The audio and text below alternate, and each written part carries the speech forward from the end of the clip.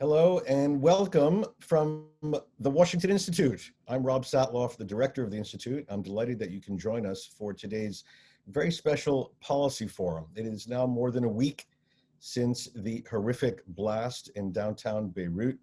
It destroyed half the city, killed hundreds, wounded thousands, sent hundreds of thousands homeless. And this, of course, occurs at already a moment of profound uncertainty and tension and change in Lebanon.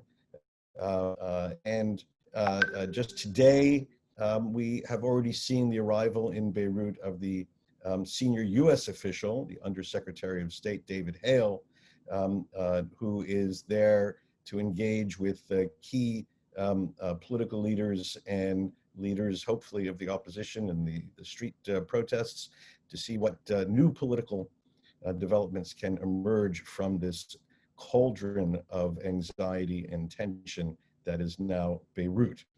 To help explain what is going on in Lebanon, what it means for the Lebanese people, what it means for the potential for change, and what the implications are for US policy, we're really delighted to have an extraordinary panel of experts. So we're going to get right to it. But first, let me note that if you have questions for our experts, we're going to do a Q&A session after their brief opening remarks. Please email me directly at rsatloff@washingtoninstitute.org. Again, our panelists today, speaking to us from Beirut, delighted that he could join us, is Saleh Machnouk. Saleh is a columnist for the Lebanese daily An-Nahar and also a postdoctoral fellow at the University of Cambridge. Delighted and pleased, relieved that you can be with us today from Beirut, Saleh. After Saleh, we'll hear from our own Hanin Ghaddar. Hanin is the Friedmann Fellow at the Institute, former managing editor of Now Lebanon, English language news site in Beirut. Then we'll turn to Matt Levitt, the Institute's Fromer Wexler Fellow, head of our Reinhard program on counterterrorism and intelligence, who just released last week a fascinating and important interactive tool on Hezbollah's worldwide activity. And then we will turn to visiting fellow Charles Tepeau. Charles is with us from the French Foreign Ministry, where he has now been with us for a year and providing vital insights from his own experience working around the Middle East and in diplomatic missions also throughout Europe. I'm delighted to have Charles with us at the Institute. So we have quite a panel. We'll get to it. Saleh from Beirut, the floor is yours. Need to unmic, need to unmute. There you go. Thank you, Rob. It's good to be with you from ravaged Beirut, the city fighting for its very soul today.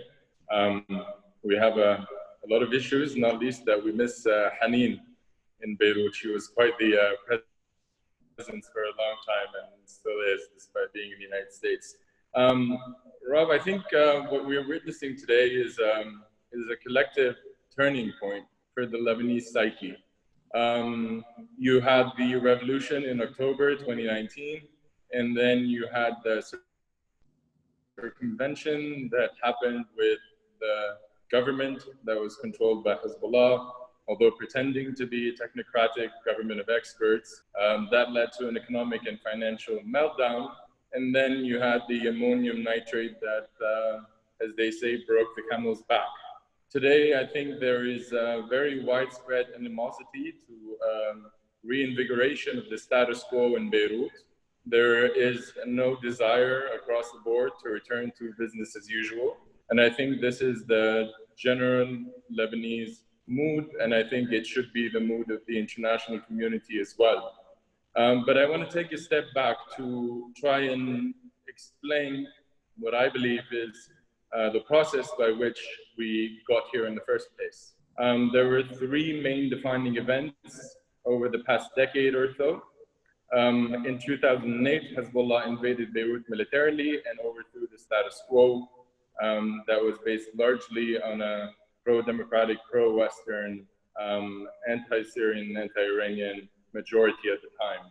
In 2011, for the first time, they overtook the government again through military force, and imposed their own controlled government. In 2016, they were able to prevent the election of a president for about 2 years and managed to impose the election of President Michel Aoun. These three events are the gradual culmination of what I understand to be a building up of what I call the Mafia Militia Nexus that has been controlling Lebanese politics for about a decade now. And this nexus operates according to a pretty simple formula.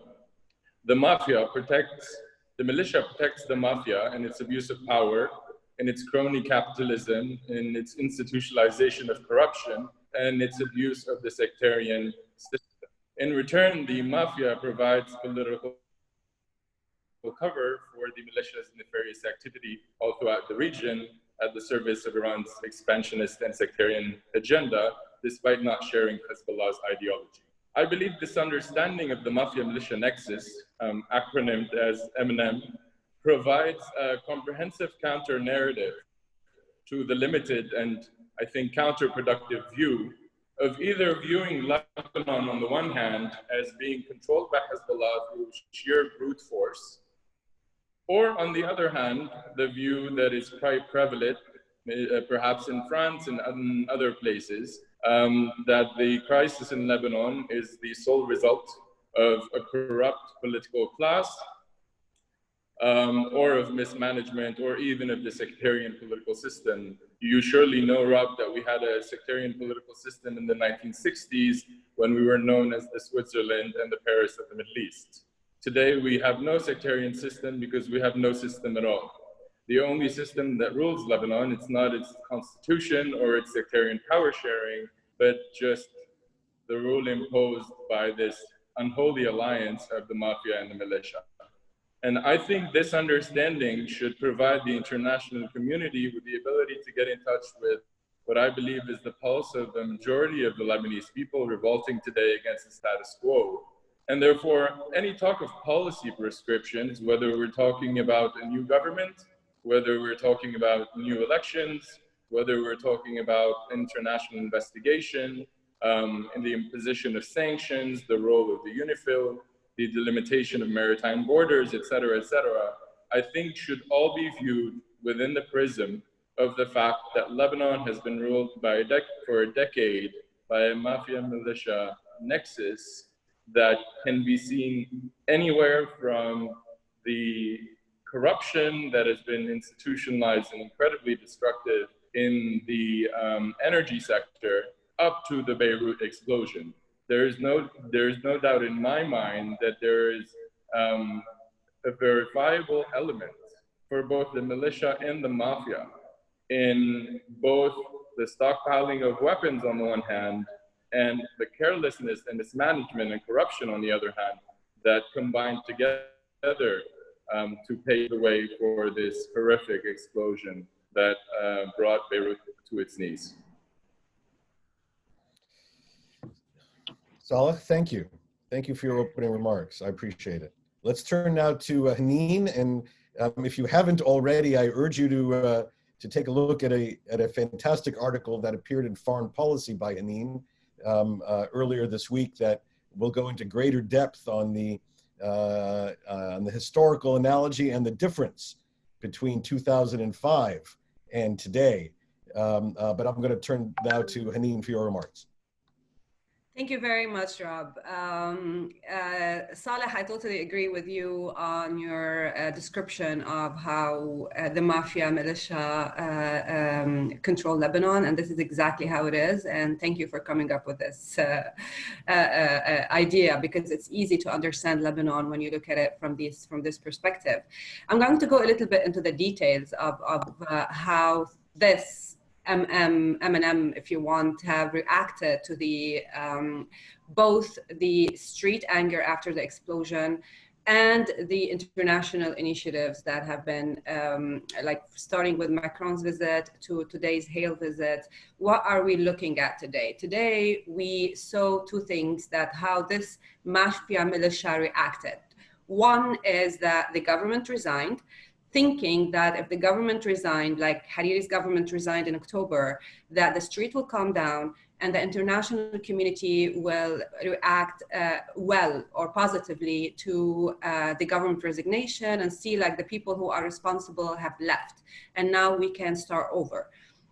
This didn't work, obviously, because the street and the international community both understand that this government is just a scapegoat. The resignation was not actual solution. The people responsible for this is not actually this government. This government is a facade for the real problem, which is the Mafia militia, that is the political elite, and Hezbollah.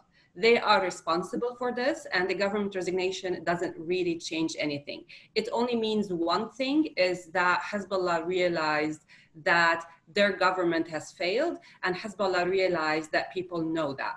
So this is a major take, if you want, from this resignation, but otherwise it doesn't change anything. The second thing that the Mafia militia reacted is that today's state of emergency call, and apparently it's going to be for 2 weeks, that can be renewed, which is interesting that this is happening while David Hale is in Beirut. What does that mean? What does that mean to Lebanon and to the street that the state of emergency took place while everyone is looking at Lebanon? It means that the army is going to be in charge, right? So the army today can actually go after protesters, can go after media, can really impose anything they want on Lebanon street and Lebanese freedom of expression. So this is, I think, is a very dangerous reaction that would put Lebanon's political lead in front of the, face to face with the international community, but also puts the army in a very difficult position, knowing that the army still gets a lot of assistance from the US. So how's the army going to deal with it? This is a big question. But in addition to the economic implications and reconstruction implications, because so far there are so many issues that we still don't understand. Today, Lebanese woke up with this main question, is like, what's next, right? So humanitarian assistance coming, we know that. Field hospitals are being set up, okay, we know that, but what's next? What does it mean for economy? What does it mean for reconstruction? Who is going to rebuild our houses that have been destroyed? Nobody knows. So in addition to all these implications and what really that means for economy, which has already been in shambles, there is a very interesting political question today. It is not a small detail that Hezbollah's Hassan Nasrallah himself have been symbolically hanged in Martyr Square. It's not a small detail. This is a huge moment where Hezbollah cannot really deal with the situation on the ground. Like, usually, like if you think 5 years ago or even 2 years ago, if something like this happened, Hezbollah will send their thugs and beat up the shit out of everyone in the street. Today, Hezbollah didn't do anything. They just watched their leaders being hanged in the street, right?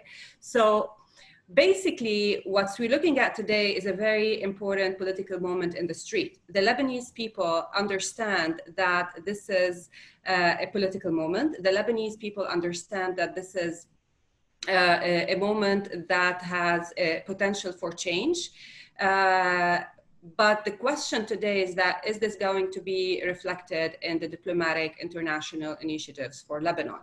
Is this moment going to be translated in an international policy for Lebanon?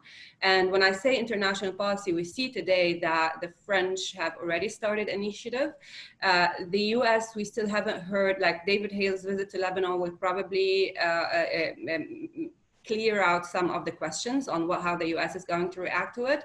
But the difference between 2005 and actually today, like the last political moment we had that pushed for change was 2005, after Prime Minister Rafiq Hariri was assassinated. There are, I think, 3 differences between these 2 political moments. Back then, the street anger was translated in an international diplomacy that had a very clear push for change to Lebanon. Both internal and external initiatives met on the same objective, that this is a moment of change. The second thing is that in 2005, there was some kind of a political opposition that was manifested in the March 14 camp that took over. Today, March 14 is not an option, because today, this killon yani killon, all of them means all of them, the Mafia, etc., includes the leadership of March 14. So March 14 is not an option to the street or even to the international community.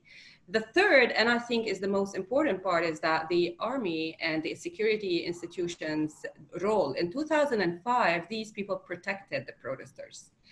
No one was capable of going down to the Martyr Square in 2005 to crack down on the protesters. We both were there, and we had a very interesting moment when we went down in 2005, and we were worried that the security apparatus is going to crack down on the protesters, and they didn't.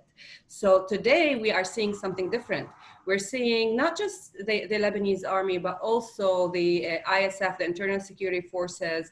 Everyone today has decided that these protests should not happen, should not work, and the state of emergency that we see today is a translation of that. So these three differences are very important to keep in mind, and also very important to keep in mind while dealing with Lebanon at this moment. So in terms of the army, I think the U.S. has to have a very serious discussion with the army, in the sense that the army needs to protect the protesters, not the victims. The army needs to protect the victims, not the criminals. And this should be a very clear message from the US.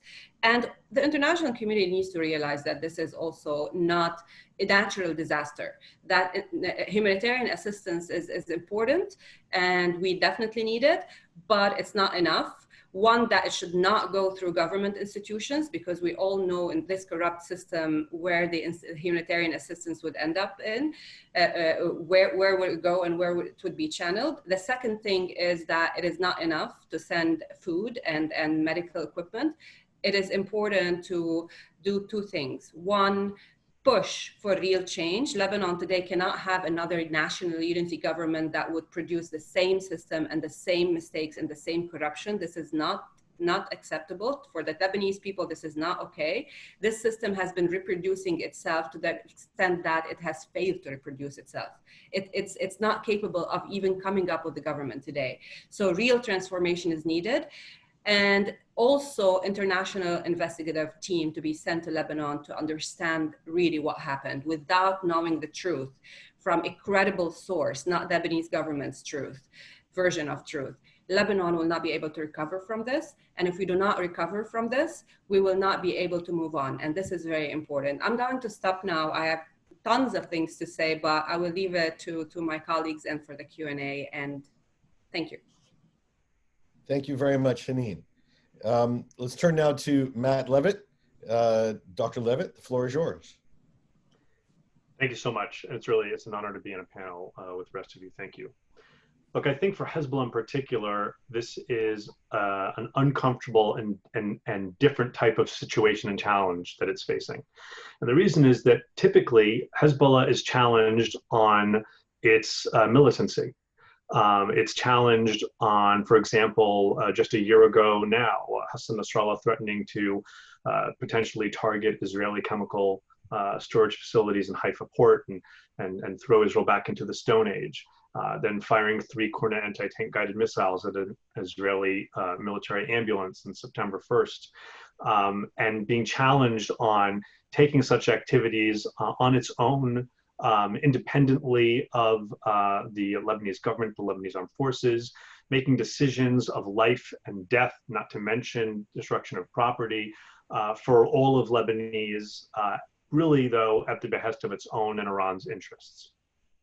This, now a year later, this challenge is something different.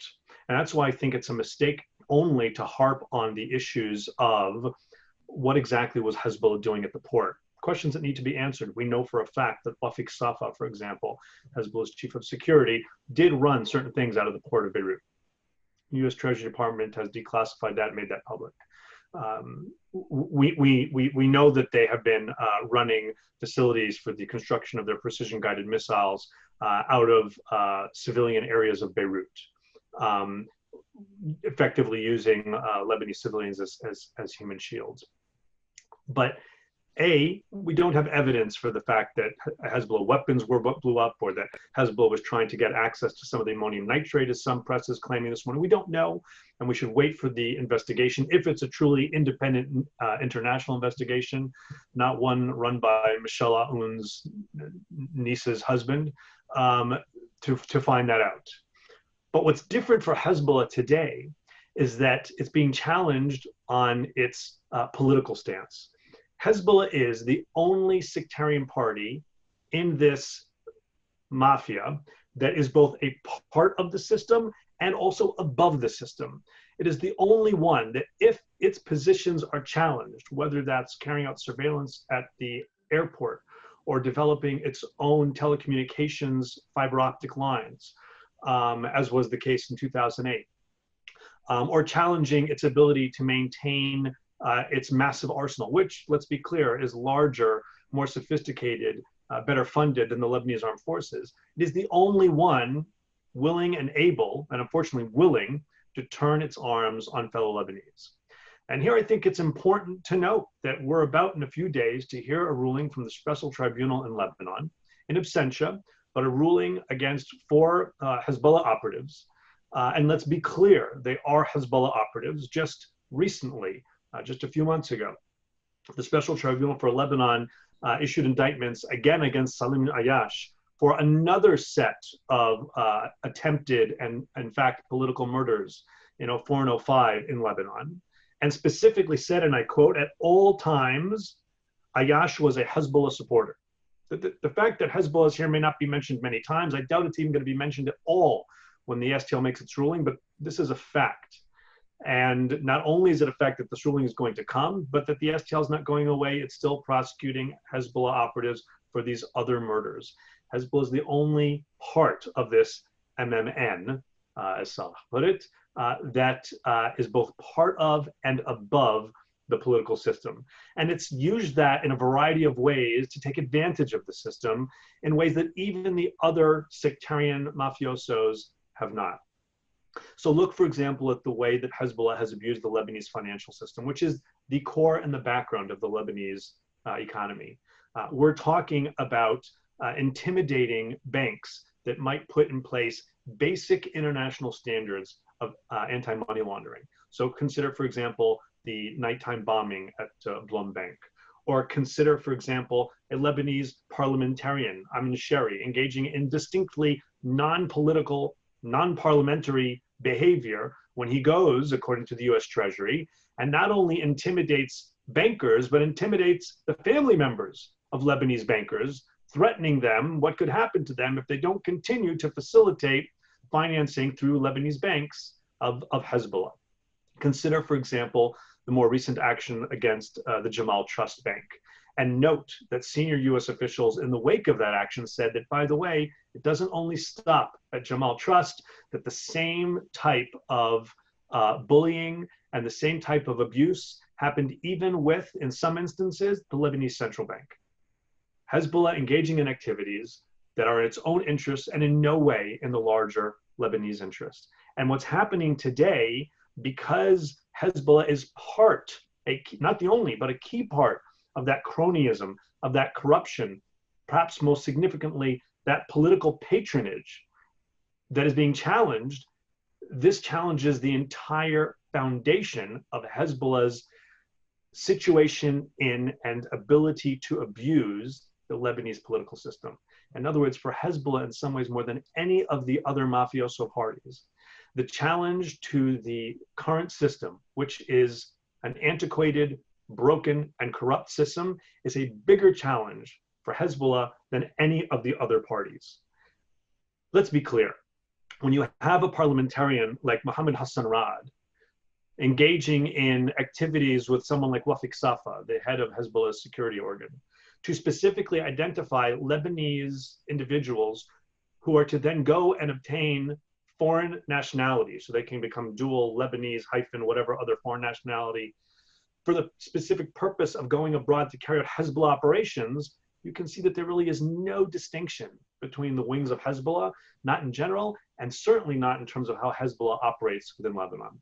So I want to make it clear that while I am focusing my comments on Hezbollah, Hezbollah is by no means the totality of the problem in Lebanon. Hezbollah is only one of the corrupt sectarian political elites within Lebanon, but the challenge to it is uniquely acute, and its ability to respond in force makes it a particularly unique challenge. Thank you. Thank you very much, Matt. Fascinating.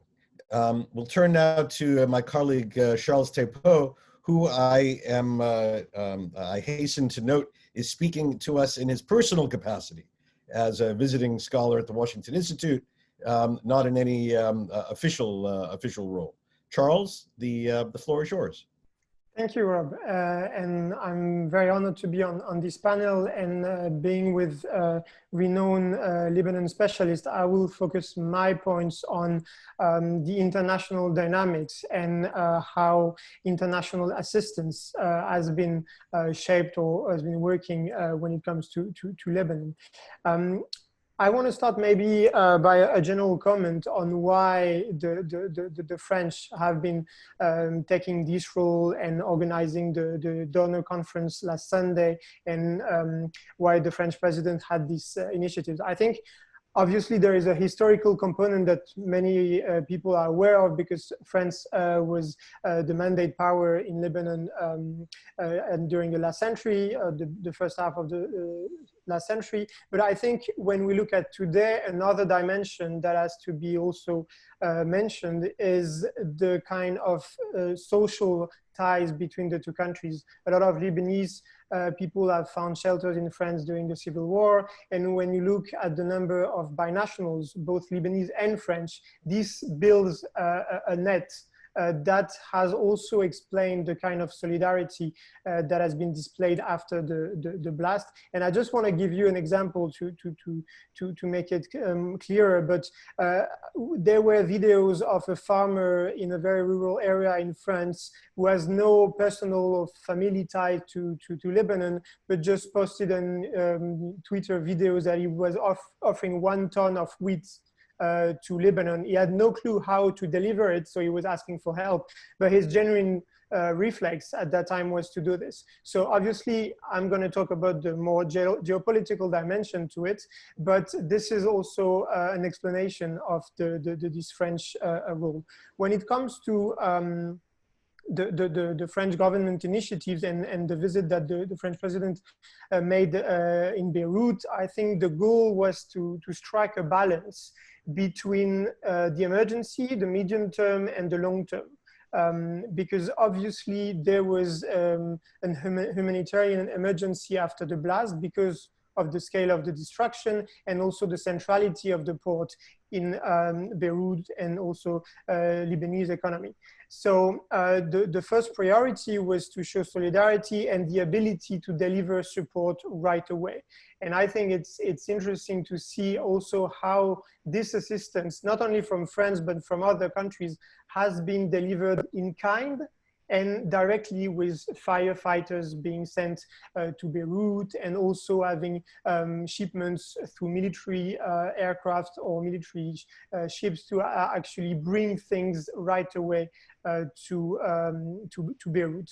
And I think it was, in the French perspective, important to show political leadership in to help this process and convince other countries that maybe feel a bit further away from Lebanon to actually contribute to this. And on Sunday, we saw a long list of countries actually contributing in very different forms to this humanitarian process. And obviously this is not enough, but given the scale of disruption, this was a first step that was absolutely necessary.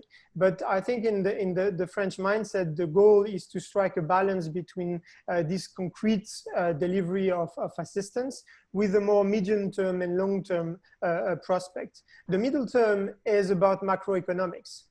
Since 2018 and the CEDR conference, also coordinated by France, there is a clear framework that has been discussed between the international community and the Lebanese authorities, but Lebanon in general, about macroeconomic assistance and financial assistance that could be delivered to Lebanon in order to actually address a very critical situation. But I'm sure my colleagues on the panel can give thousands examples of how critical is the daily life of the Lebanese people because of this financial crisis and this economic crisis. Withdrawing money from the ATM, that kind of things are complicated because of this macroeconomic situation. So I think the visit of the French president was a way to bring this assistance, but also remind what should be the macroeconomic framework and why reforms are so important, and some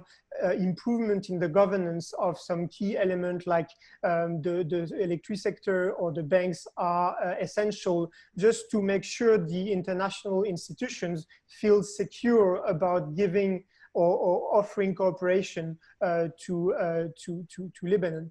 And I think here the key element is that this cannot happen without a political change or evolution. This has been said very clearly by the French president, but I think beyond the visit itself, there is like a large awareness about this, and this has been mentioned by Saleh and Hanin. And I think the message that was given by President Macron was also that this time it's different.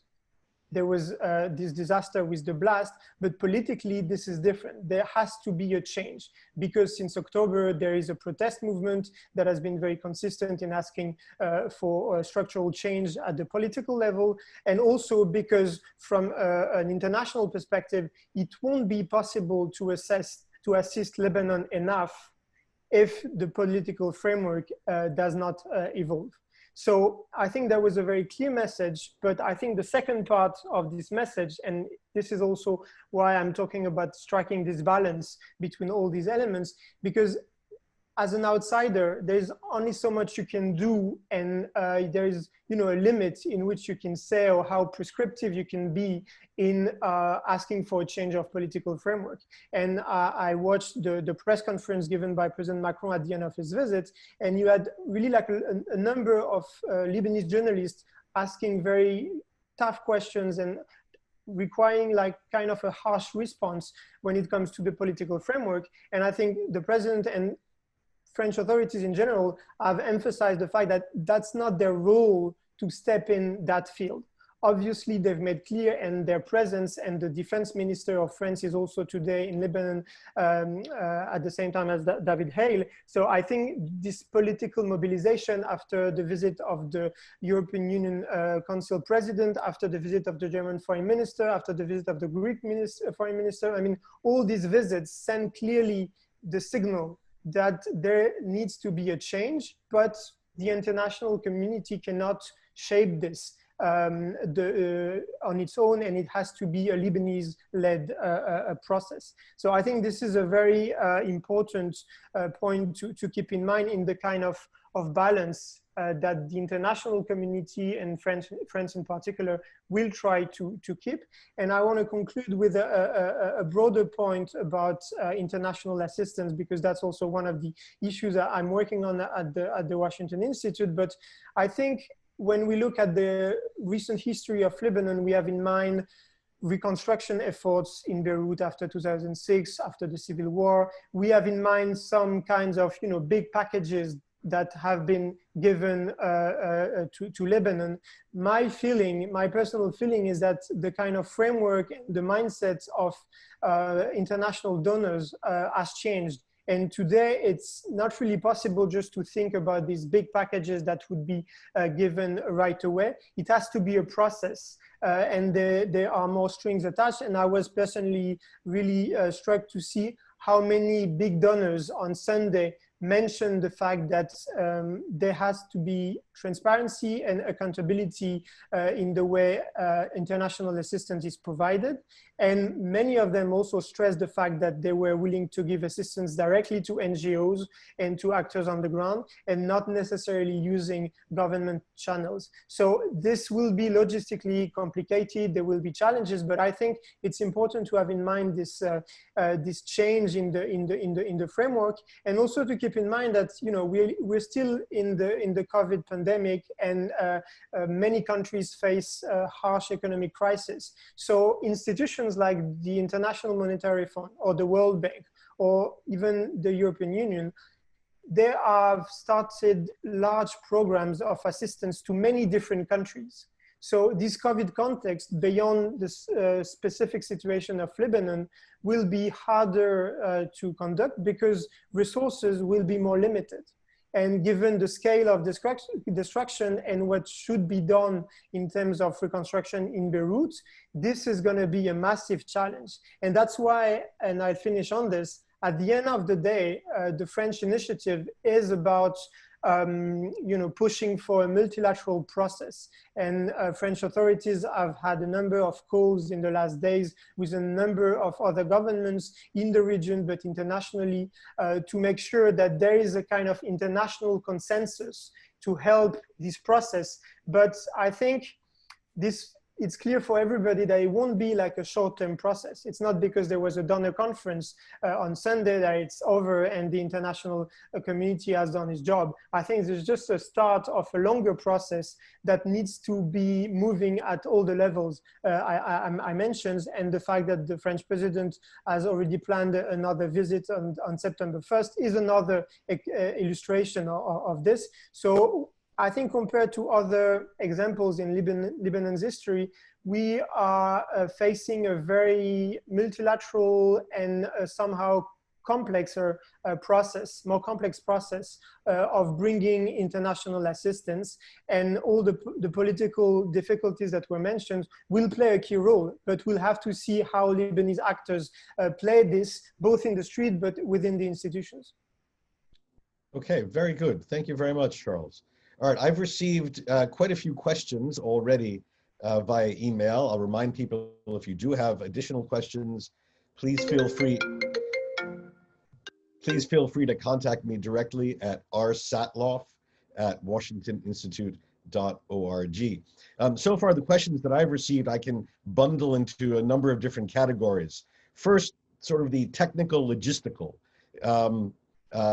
Essentially, what do we know about who controlled the ammonia nitrate? What do we know about Hezbollah's operational control of the port and this warehouse, and who's actually responsible for maintaining, supervising, making decisions about the control of this warehouse? Let me, since a lot of this focuses on Hezbollah, I'll begin with Matt, but turn to anybody who has can bring knowledge to bear on this logistical issue. Matt? The simple and frustrating answer to the question, how much do we know, is very little. We know more about the Port Authority. We have some understanding now that there were several warnings. It's one of the reasons why asking the current government to leave and thinking that'll be enough is not enough, because it wasn't just this government. There's a lot of speculation about Hezbollah at the port. If they have some presence at the port, is it possible they didn't know about a stockpile this large? There are reports in the Arab media this morning that anonymous sources, former government officials in Lebanon, are saying this or that. We just don't know yet. But I have zero confidence that a Lebanese government-led investigation will be any type of investigation, because the stakes are so high. There's no question people in the Lebanese government, potentially people within different specific sectarian mafias, including Hezbollah, knew something. Somebody had to be making money off of somebody, and they won't want that out there. And so to get the answers that our participants are asking for, and the only way to get those answers is to get an independent international investigation. Any of the panelists have any additional information they want to bring to bear on the specific issue of port control, management, supervision, et cetera? Saleh? Well, we do know a few things, but my argument here is that A, it doesn't really matter, and B, that we need an international investigation. A, it doesn't really matter because the bombing that happened in the port should be viewed as the latest event in a series of events that led to the complete breakdown of the state and of law and of order and of prosperity in Lebanon. And this is all the result of the nexus between the Mafia and the militia.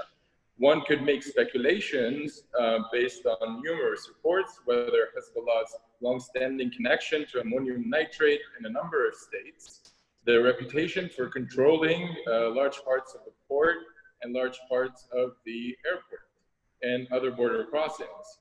And undoubtedly, any Lebanese will tell you that there is an immense amount of carelessness and corruption and mismanagement in every single part of the state.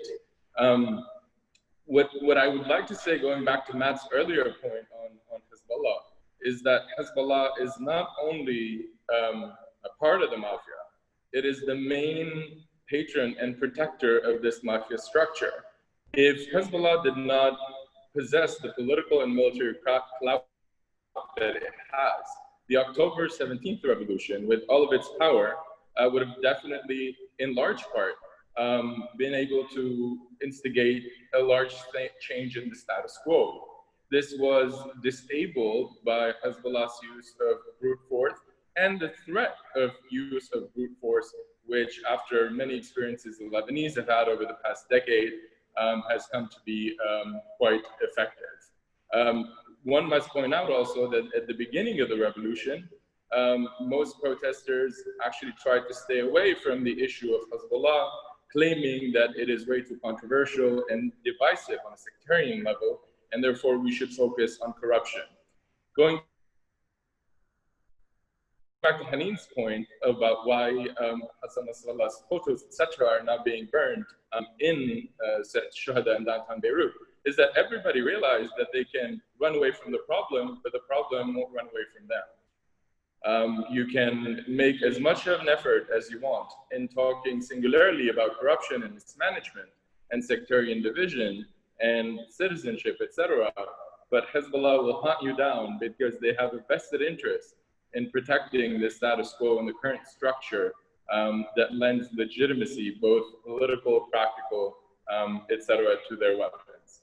If you would allow me just 1 minute to speak about the French role that... Let's hold off on that, Saleh. Yes. Yes. We'll get to the international component later in just a few minutes. But you did lead us into a broader discussion. I received at least a dozen questions about Hezbollah and its role, one within the Shiite community, and asking if there is ferment of change within the Shiite community in Lebanon. One question. Another question on whether Hezbollah can itself, does it have within it the ability to evolve, to deal with the political criticism and the political attacks? Can it revive its Muqawama identity? Can it revive any more populist approach and go beyond the identity of, you know, a militaristic, corrupt institution? Does it have that within it? Let me turn to you, Hanin, on these issues. Yes, absolutely. Thank you, Rob.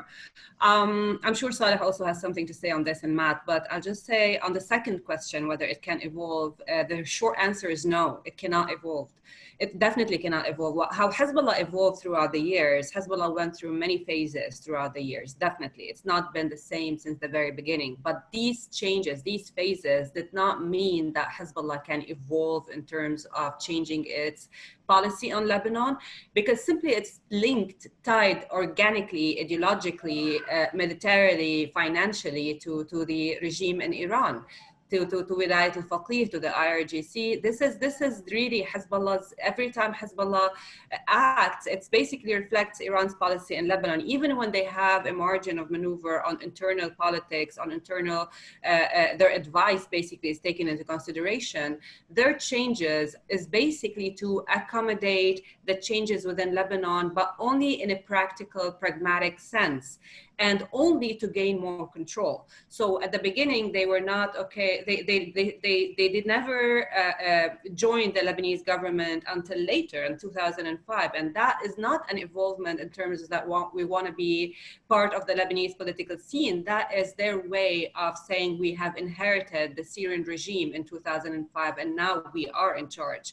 Their involvement is basically to take more control, not less control. So no, if they make a compromise, sometimes it's only to think and strategize in order to attack later. Their compromises are not changes, are not the organic fundamental changes. Their compromises, the way we see them, are mainly just like to step back in order to jump again and take more control. So this is my answer to the second question. The first question is much more interesting, and there isn't no like black-white answer to this. Hezbollah's popular base, the Shia community, is not necessarily, it's not one block, you know, like it's not all pro Hezbollah and then suddenly all against Hezbollah. It depends on many factors. And it has changed throughout the years, from when Hezbollah actually moved from being the resistance to the militia. When Hezbollah moved to Syria, it has changed. When Hezbollah used its arms against the Lebanese in 2008, also it reacted differently. This community reacts very differently, and it's actually, I think today is the most diverse community in Lebanon. And this is interesting at this point because although the Shia community is not outspoken in the sense that it has a leadership that is anti-Hezbollah the way that other communities have, the street is if it's not reflected in politics, but it's definitely divided over Hezbollah. And today it's more divided simply because Hezbollah cannot provide for this community anymore. Hezbollah's main popular support within the Shia community is based on 3 pillars. And I'm going to be very brief here just to explain. It's the resistance, it's the social services and jobs and money, and it's the Shia identity. The first 2 have crumbled. The resistance is no longer, Hezbollah is no longer the resistance. They lost the resistance rhetoric in Lebanon long time ago, and especially recently when they went to Syria, and when Hassan Nasrallah himself said that Syria is our priority, that's why we do not retaliate to Israeli attacks. So this is gone. The second thing is that when Hezbollah's financial crisis led to Hezbollah's cutting down on social services, on jobs, on allowances, and the Shia community have seen the Hezbollah as their father, the protector and the provider. And Hezbollah today is no longer the protector, is no longer the provider, but in addition, it also is protecting the Mafia that has led Lebanon to the actual collapse. When Hezbollah has always been, you know, like we want to protect the people against injustice, and today they are actually protecting the injustice against the people, something's gonna change. And the Shia community at the end of they are Lebanese who are suffering from the economic crisis as much as everyone else, and Hezbollah does not have the money to compensate. So this is a main point where the Shia community is starting to ask many questions, and you see it on social media, you see it on the streets, you see that the demonstrations that have been taking place since October 17 have a very large Shia component within them. Diverse, yes, but still in the street. And this is only going to get worse, and Hezbollah gets it. Hezbollah understands today that they are losing popular support in Lebanon, but also within the Shia community, and also their allies have lost legitimacy. So this is a big internal issue for Hezbollah today that they're not going to get back from. Okay, very good. A number of questions that I've received along the lines of the following. And it plays off a comment that, Charles, you cited, the French president, essentially expressing the recognition that there's only so much you can do from the outside. Heads of state have to deal with governments, and people want us to make believe there is no government, but we have to deal with people, with institutions, with governments. How do you beat something with nothing? Or what is the alternative? What is the political pathway that Lebanese are offering to the international community as a way to circumvent, to oust, to transform the current political setup to something new? What is the way? What is the path? That's half of the question. The other half is the current powers in Lebanon are unlikely to pass easily. They're unlikely to hand over the keys to the country without a fight. So how do you massage this, maneuver this, do this incrementally so that the country doesn't collapse in a spasm of violence? Is there a pathway, narrow though it may be, to achieve change which doesn't result in terrible outcomes for a large number of Lebanese? I know those are big questions. Who'd like to begin? Charles? I was actually about to say, let the Lebanese speak first. Lebanese begin? Okay, Hanin, Saleh, you care to go first? Saleh, go and then I'll comment. Okay, I think this is an extremely important and problematic question. I think when Macron came to Lebanon, he was received euphorically as a kind of folk hero walking down the street, almost like someone running an election campaign. I think increasingly so, the French role is being viewed largely with suspicion on the Lebanese street and within the ranks of people involved with the Lebanese uprising. Undoubtedly, there are two things about the French role that are positive. The French role, they're quite able to be successful mediators because they have a wide range of acceptability within the Lebanese political spectrum, ranging from the street of Jemaisi all the way to Mohammed Raad meeting at the French embassy. The second is that they have been steadfast on the issue of corruption. They refused even to help the government of Prime Minister Saad al-Hariri when the government was unable to enact broad and comprehensive reforms. That said, the French role is problematic is that it's hampered by two,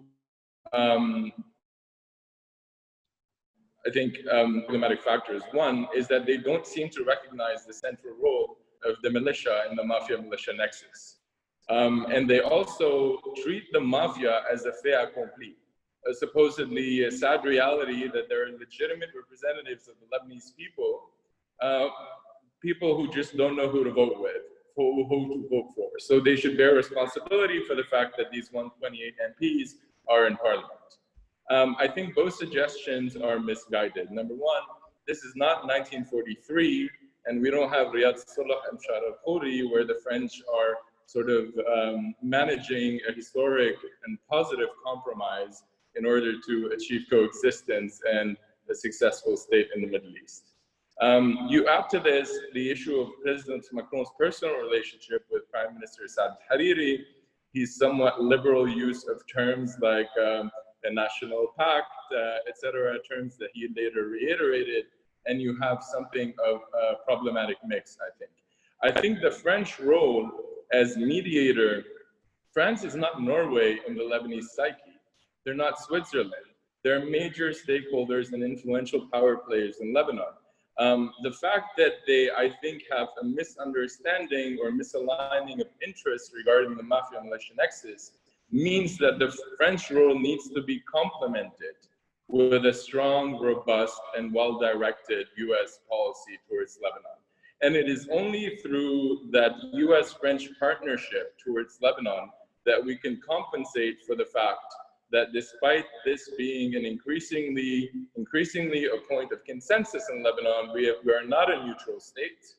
Hezbollah disallows us from becoming a neutral state as we should be, and therefore the only way to compensate for that is to have a balance of foreign influence, the way historically has happened in Bosnia, Northern Ireland, and other states, where instead of dissociation policy, there is a balance of foreign influence policy. I would just like to add one last point. I think the Lebanese are doing their part in this.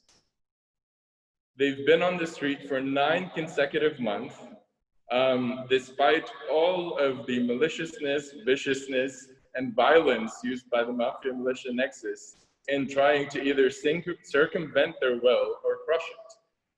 These people need to be recognized as legitimate partners not in a way that contradicts international law or dealing with the state, but the French and the Americans and others need to understand that there is a mafia-controlled state that is protected by a militia. This is not going and solving the problems of Greece with the IMF or Argentina. This is a very particular situation, and these factors need to be taken into account. And therefore, the people on the street, whether it's allowing them to have elections, which I strongly believe Hezbollah and all will try to postpone indefinitely, whether it is achieving a government that replaces the currently illegitimate and quasi-unconstitutional power structure that exists after a revolution that's lasted 9 months.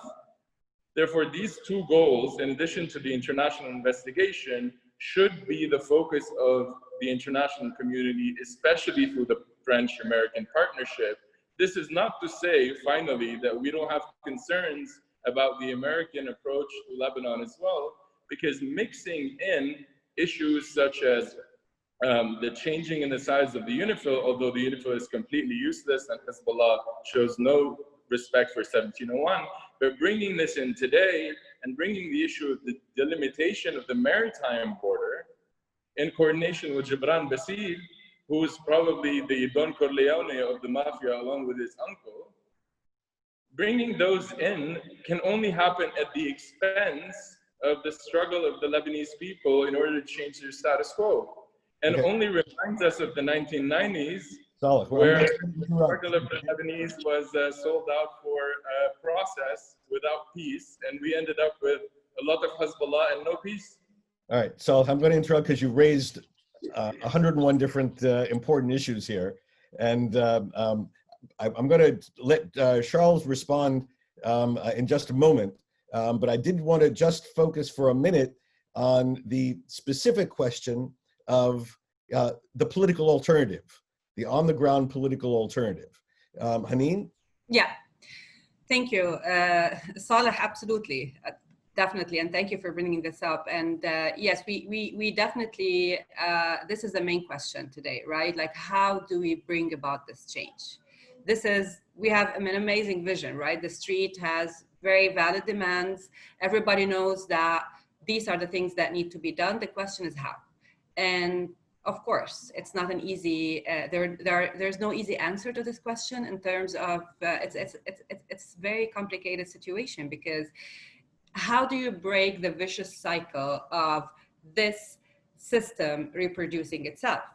The simple answer to this is really elections based on an early electoral law, right? But who is going to come up with a new electoral law, legitimize the elections, overlook elections? It's the parliament. And obviously the parliament is not there, because the first thing the parliament did today is the state of emergency situation. So this is obviously not going to happen. So how do we bring about change? The street is there. The street has come up with a vision. Many main groups within the activists have come up with a plan, with a vision, but how to implement it, we don't know yet. In many cases, you know, like this, the demands of the streets today are shifting in the right direction. So it's not about government resignation. It's about the president, Michel Aoun, has to go. And this, I think, is a very important shift in the street dynamics. And I think this is the first step towards change, because before that, it was about government resignation, which happened. And we got a new government that was worse than the one that has been before. So the street shift and the street vision of a new president is very, of the resignation of the president and the parliament is very important. But how do you bring that, right? And I think this is where the coordination between the street, the activists, and the international community is very important. And this is where we actually saw that in 2005, when everybody was asking the same question, is that how do you do this? And this was done in 2005 when the international community pushed and was very clear, and with a robust initiative, that this cannot go on, and only a new elections can bring about change. Today, this government, obviously, this is a key today. Who is going to be the next government, right? everybody in Lebanon, Hezbollah made it very clear that the next government has to be a national unity government. And this is the best compromise that they can present. They said it, and they wouldn't mind Saad al-Hariri to have this new government, thinking that this would be a great compromise with the international community because Hariri is a moderate kind of. I don't think this is going to work because I don't think Hariri wants to be he made a statement saying that he doesn't want to come, and the international community doesn't want that kind of government with the same names and the same faces. So the first step is really to bring in a transition government, a very short-term government headed by someone independent, like the street has a candidate, which is Nawaf Salam. And I think that he can head a small government, short-term government, whose job is only overlook elections, the new electoral law, and reforms. Reforms in order to kick out economic process that's very much needed, and elections, which is a political process that's very much needed, based obviously and clearly on a new electoral law that is more representative of the street. And this has to happen, in addition to an international investigation, independent international investigations to uncover the truth. Without this, the street cannot do this on its own. The street cannot bring a new government. It has to be a parallel initiative between the international community and the street, like it happened in 2005. And we saw that change was possible back then. Today, this is the only solution. I'm not sure if Saleh has something else to say about this. I think this is not easy to implement, but this is the only way. No, that's very good. Let me turn now to Charles and ask you not just to respond to what you've just heard from Saleh, but also is the type of program that Hanin just described, new government with a limited mandate, elections, reform, investigation, international investigation, is that the type of thing that your government and perhaps you think other governments would welcome as enough that the international community could engage and play the role that would help bring about a peaceful transformation and change in Lebanon? So I think when you look at the different discussions that the French president had in Beirut with the political parties, but also in the streets and also with civil society organizations. And when you look at the readouts and the different statements he made and the kind of process he outlined for himself coming back on September 1st, there's a lot of things that are coherent with some of the ideas mentioned by Saleh and Hanin. But I think the critical point is that, again, this is not up to a foreign leader and with the colonial legacy of French president to be too prescriptive and assertive about this. And it will be up to this kind of new political offer to be defined, grassroots by the Lebanese. So this can be frustrating, and I understand what Saleh is saying, but I think when we know the tendency of Lebanese politics to be not only Lebanese, but international with a lot of other actors, Iran, Russia, the US, Europeans try to intervene in this, I think having this kind of caution in addressing these complex issues is a prerequisite to actually make sure a Lebanese-led process can happen. So if I go into the details of the different elements, so investigation, early elections, and independent governments, I mean, I don't see a contradiction with the kind of broad parameters of the initiatives and some of these specific proposals. My point is to say that if we want this to work and get, a legitimacy at the end of the process in Lebanon, this has to be led and proposed by the Lebanese actors. And when I say actors, I'm not saying just the political parties, I'm just saying the civil society. After the blast, we've seen a number of voices of different, institutions or role to take that lead. I want to just also add another point that is very important because Saleh mentioned the fact that Lebanon is not Greece or like another country that is requesting an IMF bailout.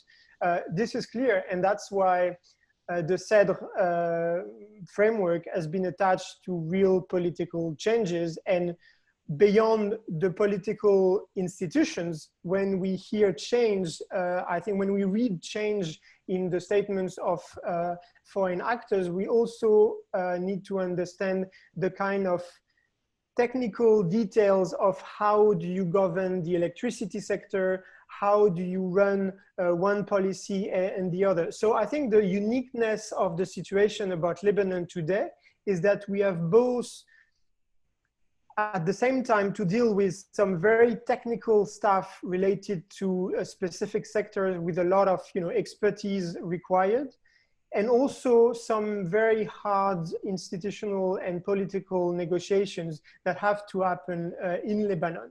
And one thing also that is clear, I mentioned the importance of this kind of multilateral dynamic that has to happen.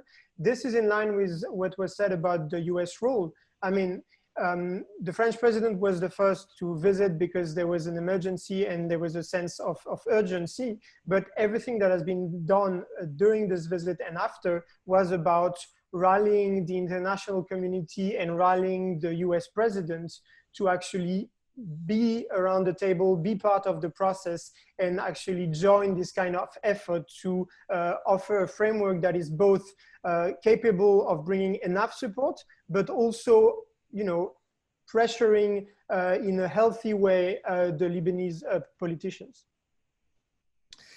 In terms of, thank you, Charles. In terms of pressuring, I received a number of questions that ask about sanctions that could be put on key Lebanese personalities, especially those that are close to Hezbollah, although not solely, as well as questions about European policies toward Hezbollah, including French decisions about Hezbollah terrorist organization or not. So let's turn to those for a minute.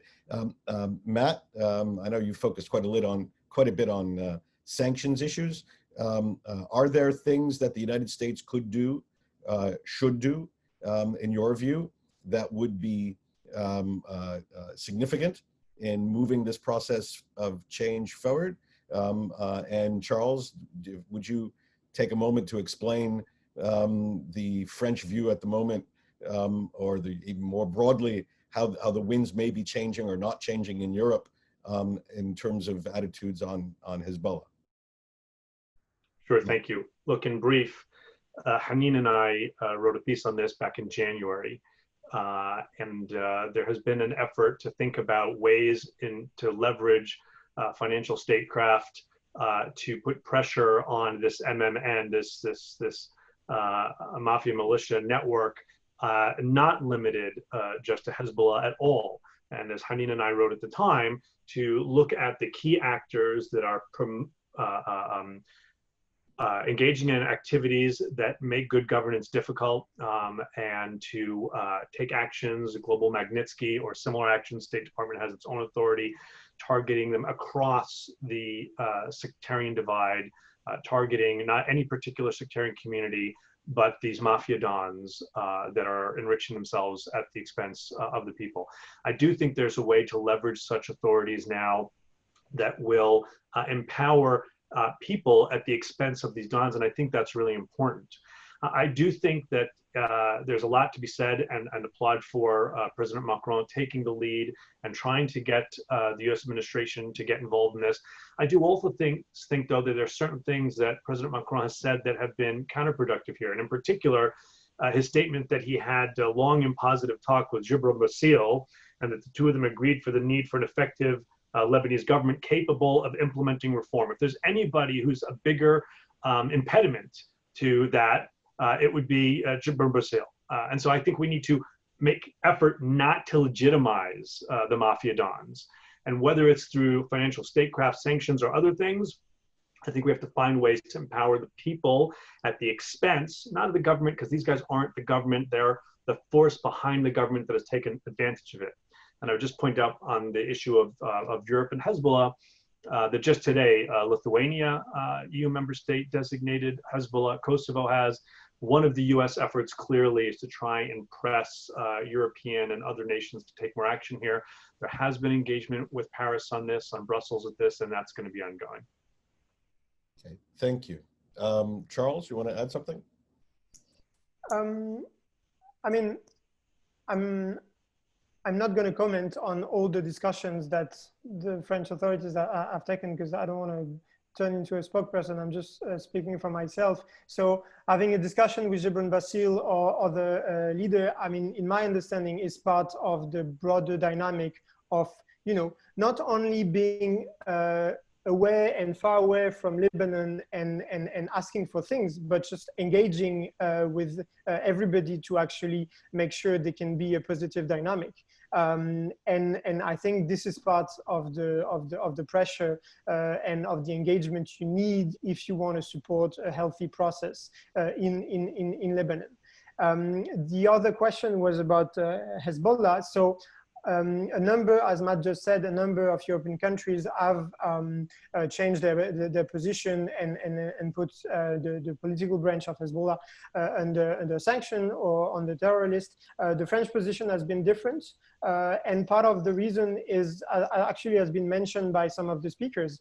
Hezbollah has, you know, several facets or several sides to its presence in Lebanon, and one of it is being part of the institutional political game. And so if you want the ability to engage and pass, you know, tough messages, but still being capable of meeting and passing messages and, you know, bringing everybody together, this has to go with. So there has been, in the framework of the maximal pressure policy, a lot of US demands and critics on this, but this has been a pretty stable, you know, position. And I don't know what will happen, but I think in this particular moment, it's not unhelpful to have this ability to talk about these difficult issues with everybody. And Saleh mentioned this mediation capacity. So I think this is an asset for the international community, and we'll see how the US position evolves after the visit of David Hale. But I think in general, this discussion about pressuring actors should not, you know, let us on the slippery slope of going into a maximal pressure on Iran discussion on Lebanon. I think the French perspective on this is really that it has to be a specific discussion on Lebanon with all the parameters that Hanin and Saleh mentioned, but which should not be mixed with like bigger anti-Iran policies. There have been specific discussion on Iran, but you know, you have to separate the topics, otherwise you lose the kind of fine-tuning capacity you can have to actually bring the international community together. Okay, thank you. Well, you mentioned David Hale, and there are a number of questions that I have, which all boil down to this. And I'll ask Saleh and Hanin. What do Lebanese want to hear from a senior U.S. government official, highest level diplomat in Beirut in some time? What do they want to hear from the U.S. government? Hanin? I'm not in Lebanon, and I think Saleh is a better person to answer this because he's there on the ground and he knows better. But from what I understood from talking to Lebanese since then is that definitely the focus shouldn't be on just the maritime border as everybody is expecting this to be. So it has to be beyond the maritime border. It has to be about Lebanon. It has to be based on two levels. One is that international investigative team should come to Lebanon, and Hale should really stress that. And two, a clear message of a transition independent government, not a national unity government. They want Hale to stress that, and they want Hale to meet not only the same president, speaker, prime minister, or political leaders that he meets every time. They would like him to meet the real people on the street and hear their demands, and translate their demands into something, into a policy for Lebanon that would incorporate change, real change. I don't know, Saleh, if you have anything else to add. Saleh? Well, Hanin says it all, but I would just add the issue of sanctions that was discussed earlier. I'm fully sympathetic to Charles, and I'm accepting of a distribution of roles, a good cop, bad cop distribution, as long as there's a strong partnership and a strong drive that fulfills the bigger picture in dealing with the Lebanese situation. It's hard to overstate how despised Gibran Basid is within a broader. There are a lot of people that are hated in Lebanon by a lot of different groups, but there's one person that brings them all together. And the impression is that the United States has allowed Gibran Basid to have his cake and eat it too. And the idea is that we would keep Gibran Basid on a short leash, and therefore we can use his connections with Hezbollah in order to do things like get Amr al-Fakhouri out of jail or eliminate the maritime border. I think this approach is counterproductive, and it's a bit dépassé by now after the Beirut blast. I think the US should be very clear-cut in its dealing with this man that very much embodies the M&M Nexus, as well as represents, in fact, he is the de facto president of the Republic, because his uncle is about 85 years old and does not seem to be very aware of what's going on. Therefore, I would suggest that there are better ways of going about achieving strategic and tactical US interests within the Lebanese context while giving up the idea of allowing Gibran Basid to be both a partner to Hezbollah and a partner to the United States. And a lot of the especially elitist surrounding in the Free Patriotic Movement is very sensitive to the idea of US sanctions on the group. And therefore, I think it would make a very significant shift in their support system, both financially and politically. The other points, I would just second everything Hania said. The idea that the United States will have an honest conversation as partners of the LAF, not in the spirit of the, I think, failed Saudi approach of cutting off funding from the LAF, because I think this approach feeds right into the Hezbollah strategic objectives of having the LAF be a poorly funded, intelligence-based and Eastern-leaning army that does its dirty work. So I would not push in favor of a policy that would make the Hezbollah Shura Council euphoric, but I would push in favor of having an honest dialogue about what's going on in Lebanon as partners. Let me take you from this focus on what the Americans, what many Lebanese hope to hear from American officials, to the narrower question that was raised briefly about UNIFIL, which is now up for renewal, and there is discussion about using UNIFIL as a tool in all of this. Matt, do you have a view on the utility of using UNIFIL as a pressure in this moment, and what ought to be done in terms of the U.S. approach on this issue? Thanks for the question. Look, it's this time of year where UNIFIL's mandate gets renewed or not every year. That's being debated right now with the UN. UNIFIL, as it currently functions, is significantly neutered. And as we documented in a recent Washington Institute report on Hezbollah's environmental NGO, Green Without Borders, Hezbollah uses both militants in uniform, militants out of uniform, and members working in their various quote-unquote civilian NGOs to prevent UNIFIL and other UN forces from being able to access certain places, travel on certain roads, to do their basic due diligence. There's a lot more that needs to be done there. I think it's important for UNIFIL's mandate to be able to live up to the big language of urging all parties to ensure that freedom of movement of UNIFIL and the force's access to the blue line in all its parts is fully respected and unimpeded, and that's a quote. That's just not been the case. It would be great if UNIFIL could be used. I don't see that as being likely under the circumstances. What I do think would be an interesting way to look at things is to see about a potential expansion of the remit of the Special Tribunal for Lebanon, which has its own set of investigators. They have experience in investigating things on the ground in Lebanon. They have experience being intimidated on the ground in Lebanon as well, but that actually is good experience moving forward. There are existing infrastructure and international bases for this. I think the most important thing, the single most important thing moving forward is getting an independent international investigation going forward before there's no evidence to look at. So your suggestion on this is to empower the STL to take on the Beirut blast investigation. I think that's a very, very interesting way to look at it. I would very much encourage people to consider that.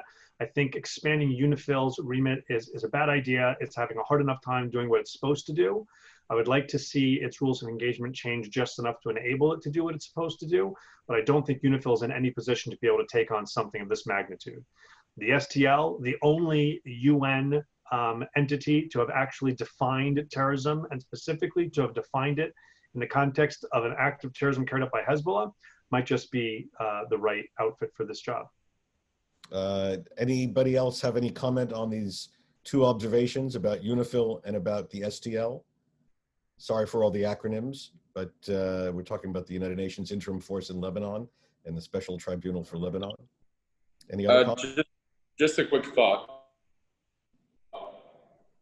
In terms of the UNIFIL, there are plenty of good ideas, but it might just not be the year for them. What is going on in Lebanon right now, even in terms of devising a strategy to confront and defeat Hezbollah, just mixing issues up seems to me quite counterproductive. You don't want to shift the debate or the focus towards South Lebanon when there's a crisis happening right here in Beirut, in which Hezbollah, as Matt pointed out earlier, is involved in fully. And there's, I believe, a very significant shift in the broader non-politicized public opinion in Lebanon for viewing Hezbollah as responsible, not only as a militia that went and fought with all the Arab states that were the cornerstone of the Lebanese economy, but also the protector of the Mafia. So I would warn against, despite me being fully sympathetic to the political reasoning behind the UNIFIL debate, I don't think it's the right timing for this. In terms of STL, it's a very interesting observation, but there's a problem with STL.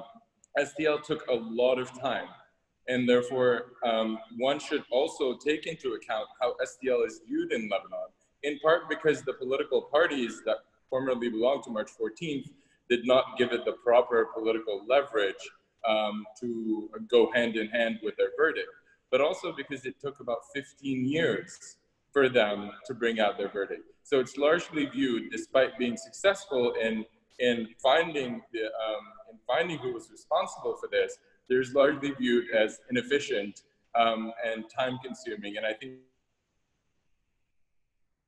people want an investigation that will give them answers within the next few months. Further comments? Charles?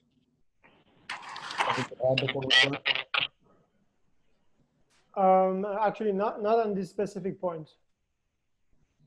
Well, then final remarks anybody would like to make before we close? Because while the STL might have taken 15 years, we end right on time here at the Washington Institute. Additional closing remarks? Hanin? Yes, I just think that there are should be two plans, short term and long term. Short term is really this what kind of government we're going to get. What are we going to do about the army's role in the state of emergency that emerged today? What's going to happen with the army? This is a very important thing to tackle right away, very short term. And then the type of government we're going to have, and what are the tools in order to enforce that, from sanctions to the army to the international pressure, coordination between the US and France, sanctions by both on Hezbollah's allies, not just the US, especially knowing that Basil's connection to France and his bank accounts in Europe are much more vital. But there's also a long-term plan that we haven't talked about, and just wanted to say that it's not enough to do this. It's very important to think Lebanon, now that it's 100-year-old in September, to think about what kind of system we really need in Lebanon, because obviously this confessional system is failing and we have to get rid of it.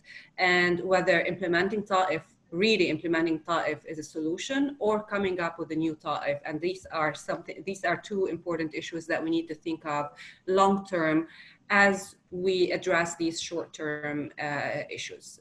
That's it. Thank you. All right, Charles? Yeah, maybe just to conclude, I think also the last week has shown how much sympathy and solidarity there is for Lebanon.